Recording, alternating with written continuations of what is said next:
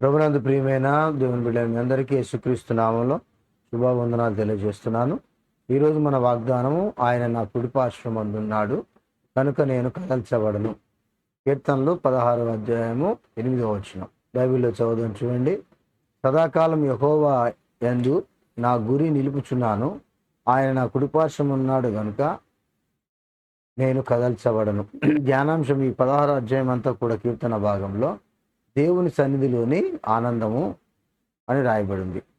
దేవుని సన్నిధిలో ఉన్న ఆనందం ఇది విశ్వాసులు అన్నిటికంటే దేవునితో సాన్నిహిత్యాన్ని, సావాసాన్ని వెతుకుతూ దాన్ని కాపాడుకోవాలి.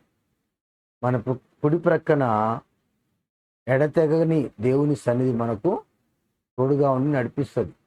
అందుకే ఈ అధ్యాయంలో ఆయన మనని నడుపును. చూడండి 7వ వచనంలో ఏం చెప్తున్నాడో, నాకు ఆలోచనకర్త అయిన యెహోవాను స్తుతించదను, రాత్రి గడియలలో నా అంతరింద్రియము నాకు బోధించుచున్నది. అలాగే 8వ వచనంలో కాపుదల గురించి నేర్పాడు. సదాకాలం యెహోవా యందు నా గురి నిలుపుచున్నాను, ఆయన నా కుడిపార్శ్వమందు ఉన్నాడు కనుక నేను కదల్చబడను. మరి 9వ వచనంకు సరికి ఆనందం గురించి మాట్లాడాడు. అందువలన నా హృదయం సంతోషించుచున్నది, నా ఆత్మ హర్షించుచున్నది. ఇక్కడ ఆనందం గురించి కూడా మాట్లాడాడు. 10వ వచనానికి వచ్చేసరికి పునరుద్ధానం గురించి మాట్లాడాడు. ఎందుకనగా నీవు నా ఆత్మను పాతాళంలో విడిచిపెట్టవు, నీ పరిశుద్ధిని కుళ్ళుపట్ట నీయవు. కాబట్టి పునరుద్ధానుడు అవటానికి యేసుక్రీస్తు గురించి ముందుగానే ప్రవచింపబడినటువంటి మాటగా చూడగలుగుతాం. ఇక 11వ వచనానికి వచ్చేసరికి సుఖాలు, ఆశీర్వాదాల గురించి మాట్లాడాడు. జీవమార్గము నీవు నాకు తెలియజేసేటవు, నీ సన్నిధిని సంపూర్ణ సంతోషము కలదు, నీ కుడి చేతిలో నిత్య సుఖములు కలవు. విధంగా ఈ కీర్తన దేవుని సన్నిధిలోని ఆనందాన్ని తెలియచేస్తుంది. చూడండి, దేవుడు కుడిపార్శ్వం అంటే దేవుని సన్నిధిలో ఉన్నవారు ఎలా ఉంటారో ఒక మాట చూద్దాం. ఇదే 15వ కీర్తనలో చివరి మాటలో ఉంటుంది, 5వ వచనంలో. తన ద్రవ్యం వడ్డీకి ఇయ్యడు, నిరపరాధిని చేర్పుటకే లంచం పుచ్చుకొనడు, ఈ ప్రకారం చేయువాడు ఎన్నడూను కదల్చబడడు. ఇప్పుడు దేవుడు మనతో పాటు ఉన్నాడంటే మనం కదల్చబడకుండా ఉంటున్నామంటే కారణం ఏంటంటే, ఎప్పుడైతే దేవుని బిడ్డలుగా మనం ఉంటామో తన ద్రవ్యానికి వడ్డీకి ఇయ్యడు, నిరపరాధి చేర్పుటకు లంచము పుచ్చుకొనడు, ఈ ప్రకారం చేసేవాడు కదల్చబడడు. చూడండి 62వ కీర్తన 6వ వచనం, ఆయనే నా ఆశ్రయదుర్గము, నా రక్షణాధారము, నా ఎత్తైన కోట ఆయనే, నేను కదిలింపబడను. కాబట్టి దేవుడే మనకు దుర్గముగా, రక్షణాధారముగా, ఎత్తైన కోటగా ఉంటే మనం కదిలింపబడే వారంగా ఉండం, కదల్చబడం.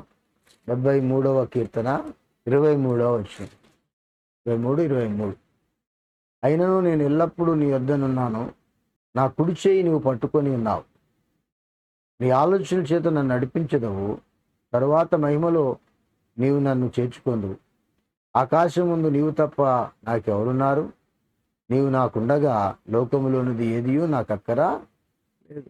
దేవుని యొక్క సహవాసం, దేవుని యొక్క పొందు ఎంత గొప్పదో 26లో కూడా ఉంటుంది.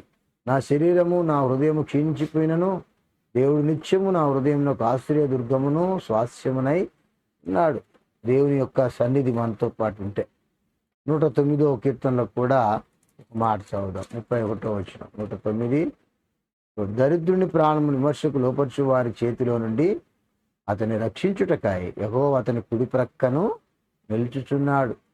దేవుడు మనతో ఉన్న సన్నిధి ఎంత గొప్పదో 110లో కూడా చూద్దాం. చూడండి 5వ వచనంలో, ప్రభువు నీ కుడి పార్శ్వము నుండి తన కోపదినమున రాజులను నలగగొట్టును.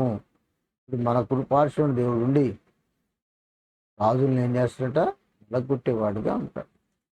ఇంకా 121వ కీర్తన, కుడి పార్శ్వమున ఆయన ఉండుట, మనతో పాటు ఆయన ఉండుట ఎంత గొప్ప భాగ్యమో.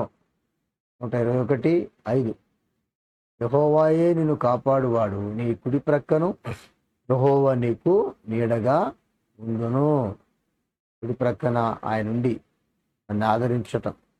ఇదే కీర్తనలోనే 139, 18, వాటిని లెక్కించదాని అనుకుంటున్నా అవి ఇసుక కంటే ఎక్కువై ఉన్నవి, నేను మేలుకుంటున్నా ఇంకను నీ యొద్దనే ఉందును. ఒకటి మన తలంపులు, మనపై ఉన్నటువంటి బాధలు, ఇరుకులు ఇబ్బందులు ఎన్నున్నా దేవుడు మనతో పాటు ఉన్నాడంటే మనకు ఆనందమే, నిత్య జీవమే. దేవుడే మన చేయి పట్టి నడిపించేవాడుగా అట్టి కృపతో దేవుడు మనల్ని నింపునుగాక. ప్రేమగల తండ్రి, పరిశుధాత్మ దేవ, మీకే స్తుతులు, స్తోత్రములు నాయన. నీవు మా కుడిపార్శ్వమున ఉన్నావు కాబట్టి మేము కదల్చబడమని చెప్పి చక్కటి వాగ్దానంతో ఈ దినాన మీరు మాతో మాట్లాడుతూ వచ్చారు. కాబట్టి నిన్ను కలిగి నీతో పాటు నడిచే ధన్యత, వాక్యానుసారంగా నడిచే జీవితాలు మాకు అందరికీ ప్రసాదించు. శ్వాసహితమైన జీవితం మాకు అందరికీ దయచేయమని యేసు పేరట వేడుకొంచున్నాను తండ్రి, ఆమేన్. మహోన్నతుడు, మహాగణుడైనటువంటి యేసుక్రీస్తు యొక్క కృపా కనికరము మనందరికీ తోడయుండి నడిపించునుగాక. ఆమేన్.